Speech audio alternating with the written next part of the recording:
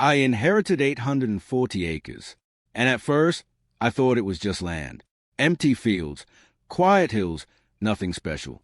My grandfather never really explained it. He just said, "This land matters." Back then, I didn't think much of it. But the moment I walked it, I realized something strange. Right in the middle of all that land was a perfect little suburban neighborhood. Clean streets, identical houses, an entire HOA community sitting inside my property. At first, I assumed it was a mistake. Maybe the records were outdated. Maybe the boundaries had changed. So I checked the maps. Every line, every document, every record. And that's when it hit me. Everything around that neighborhood belonged to me. And more importantly, there was only one road leading in and out. One narrow strip of pavement, running straight through my land. So the next morning, I walked that road myself. Slowly, carefully, because something didn't feel right. Then I saw it. That road was never transferred. It was still legally mine, which meant every resident, every car, every delivery was using my land to get in and out, without even knowing it. And the wild part? They lived like nothing could ever change, like they were completely untouchable.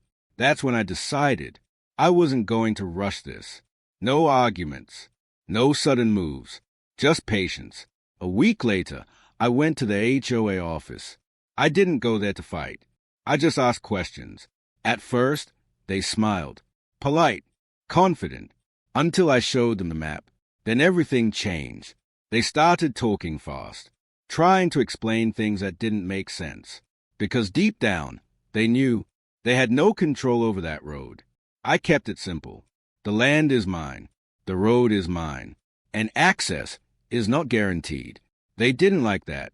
They pushed back immediately, said I couldn't do anything, said people lived there, said I had no right. I didn't argue. I just stood up and walked out. 2 days later, they called the police, tried to make it official, tried to pressure me.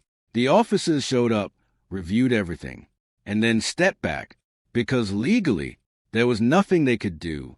No laws broken, no authority to override it. That's when they realized this wasn't something they could control. So I made my move. Not aggressive, not extreme, just precise. I installed a simple gate. Nothing complicated, nothing illegal. And then I put up a sign. Private property. Authorized access only. At first, people were confused. Cars slowed down. Drivers stopped. Everyone trying to figure out what was going on. I stood there calmly, not threatening, not angry, just present.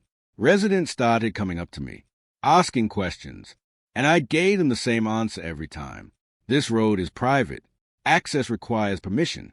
Then the HOA board showed up. This time, no smiles. They demanded I remove the gate, said I was disrupting lives, said it wasn't acceptable. I listened. Then I showed them the documents again. Every boundary, every right. And that's when reality hit them. This wasn't a bluff. This was ownership.